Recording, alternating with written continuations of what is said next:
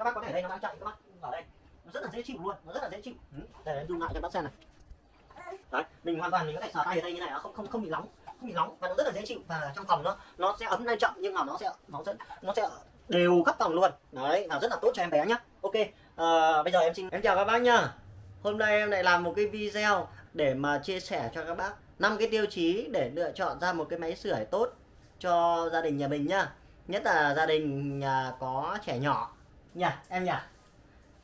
Thì đầu tiên đó, thì trên thị trường bây giờ ấy, thì nó có tầm đâu đó là có khoảng 4 cái công nghệ, đó là sưởi halogen này, sưởi hồng ngoại này, sưởi gốm này, sưởi dầu này.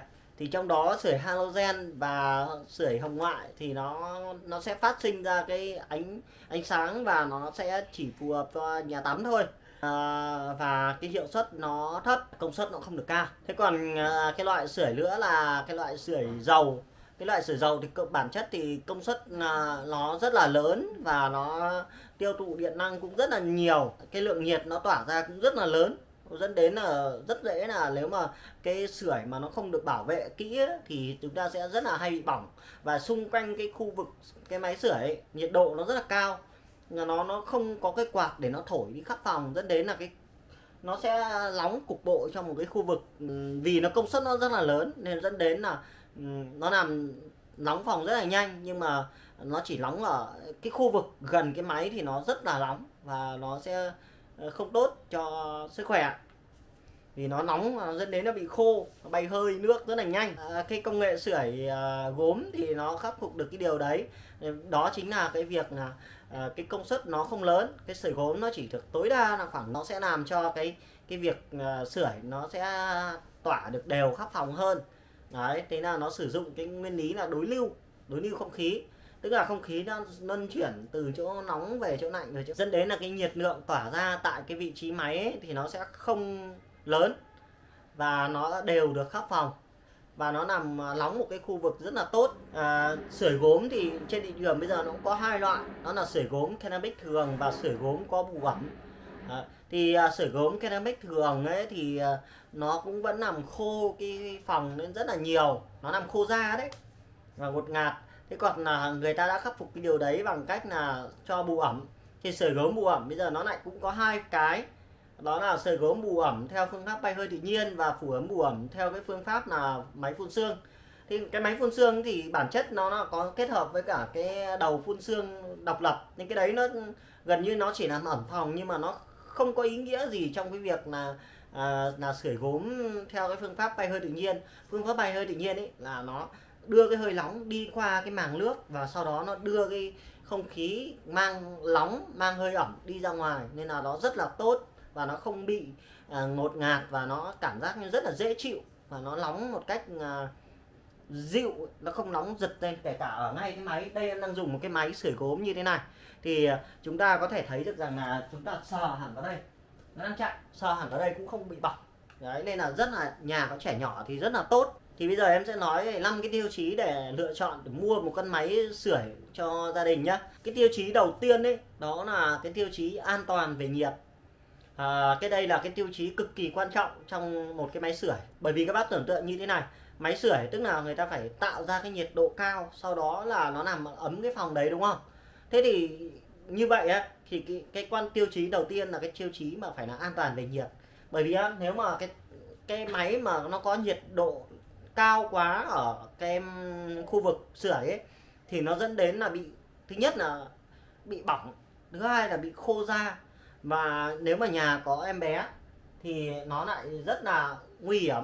Ví dụ như là ở đây có một cái máy sưởi là sưởi gốm em đang dùng đây, thì chúng ta em bé có thể sử dụng động vào đây, em nó đang chạy này, động vào, kể cả đây là cái hơi gió thoát ra nhé. Đây em zoom lại này, em zoom lại nhé. Đây thì ở đây nó có cái hơi gió thoát ra như này, nhưng mà sờ ở đây nó cũng sẽ không bị bỏng. Thế nhưng mà ở đây nhiệt độ ở 28 độ và độ ẩm ở khoảng 46 cho đến 50 độ, rất là tốt luôn. Đấy, 56% và 28 độ này, và động tay vào trong cái máy này không hề bỏng. Cái đấy là cái tuyệt vời của cái máy sưởi. Một cái máy sưởi, cái tiêu chí an toàn về nhiệt cực kỳ quan trọng luôn. bởi vì là nó liên quan đến cái độ an toàn nếu mà nhà có trẻ nhỏ. Nên là cái tiêu chí đầu tiên là cái tiêu chí quan trọng nhất, đó là cái tiêu chí về nhiệt độ nó không phải được lớn quá, và khi mà gần vào máy thì nó không có ảnh hưởng gì đến sức khỏe. Đấy là cái tiêu chí quan trọng nhất. Cái tiêu chí thứ hai rất là quan trọng, đó là tiêu chí về an toàn về điện. Nếu mà các bác sử dụng một cái máy mà nó có công suất lớn quá, ví dụ như là 1.600, 1.700 cho đến 2.000W ấy, thì cái đấy cực kỳ là không tốt. Khi mà mình chạy trong một cái khoảng thời gian một vài tiếng đến nửa ngày ấy, thì cái đường điện của mình ấy, nó sẽ bị chịu tải công suất lớn liên tục, dẫn đến là nó sẽ bị nóng và nó sẽ gây cháy nổ. Nhất là những cái máy mà nó công suất, nó sử dụng công suất lớn ấy. Cái tiêu chí thứ ba đó là hiệu suất để làm ấm phòng. Thì cái hiệu suất làm ấm phòng thì nó sẽ phụ thuộc vào hai yếu tố. Yếu tố đầu tiên ấy là cái khả năng sinh nhiệt của máy, và cái yếu tố thứ hai là cái luồng không khí đối lưu qua máy.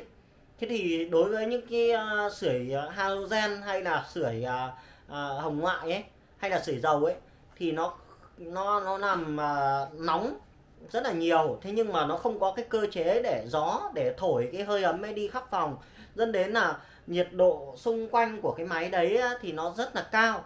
Thế nhưng là cái hiệu suất làm ấm phòng thì nó lại sẽ thấp hơn. Điển hình như là cái con máy sưởi bằng dầu chẳng hạn, cái công suất của nó rơi vào tầm khoảng 2.000 cho đến 3.000W ấy, rất là lớn, tức là chạy một tiếng là hết 3 số điện ấy.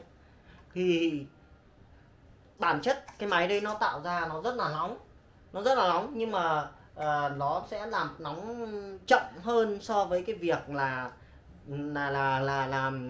chúng ta dùng một cái quạt, tức là cùng với một cái lượng điện bỏ ra như vậy. Thế nhưng mà đổi lại thì nó tổn hao rất là nhiều, và cái nhiệt độ nó quá cao, dẫn đến là nó ảnh hưởng, thứ nhất là bị khô da, và thứ hai nó rất là khó chịu, ngột ngạt, và nó bị đốt khí oxy các bác nhé. Thì cái hiệu suất cực kỳ quan trọng. Thì ở đây sưởi ceramic, sưởi gốm nó đã khắc phục được cái điều đấy, và nó dùng một cái quạt và nó thổi cái không khí nóng đi ra khắp phòng, và cái đấy là cái mà nó đã khắc phục toàn bộ những cái sưởi có sẵn cái công nghệ cũ các bác nhé. Nên là sưởi ceramic rất là tốt. Cái sưởi ceramic đấy thì nó, nếu mà nó kết hợp với công nghệ bù ẩm nữa thì nó sẽ hạn chế cái việc khô da rất là nhiều, và cái không khí nó thổi ra nó mang nóng nhưng mà nó mang nóng ẩm, nên nó rất là dễ chịu, nó không bị ngột ngạt khó chịu như là không có bù ẩm các bác nhé. Cái tiêu chí thứ tư ấy đó là cái bù ẩm. Sưởi ấy, mà nó có cái bù ẩm thì nó rất là tốt.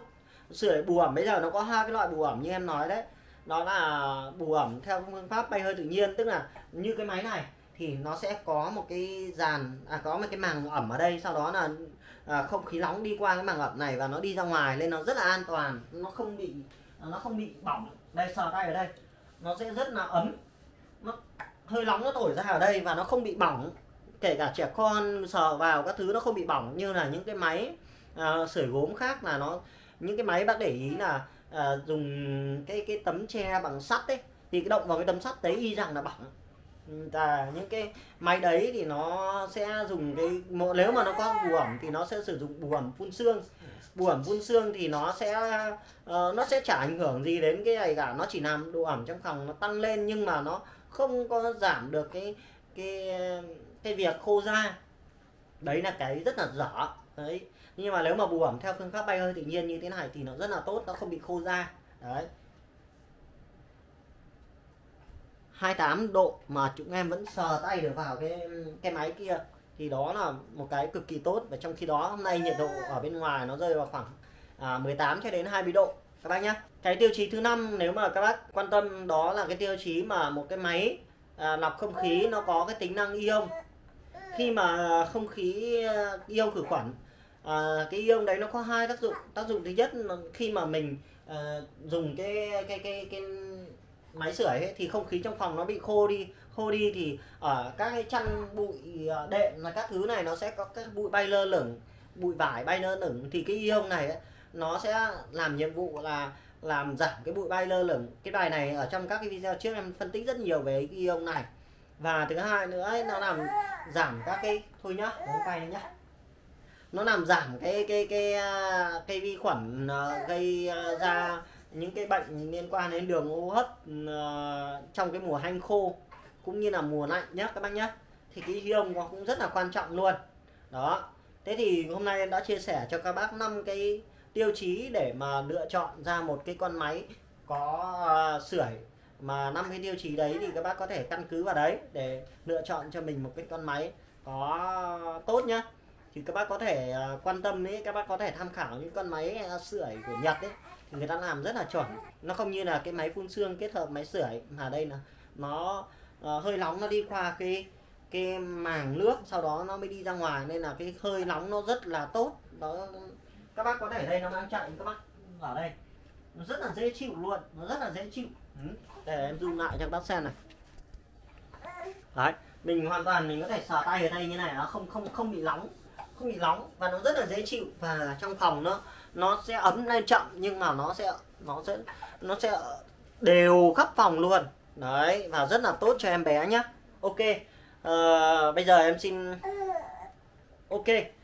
xin kết thúc video ở đây nhé. Các bác cần em hỗ trợ tư vấn gì về cách chọn máy sưởi thì các bác cứ comment ở bên dưới, em sẽ giải đáp các cái thắc mắc và cũng như là chia sẻ cho các bác những cái kinh nghiệm nhé. Các bác còn bác nào có cái kinh nghiệm gì hay hơn thì các bác cũng comment ở bên dưới để cho mọi người cùng tham khảo các bác nhé. Cảm ơn các bác đã theo dõi video của em. Xin chào các bác.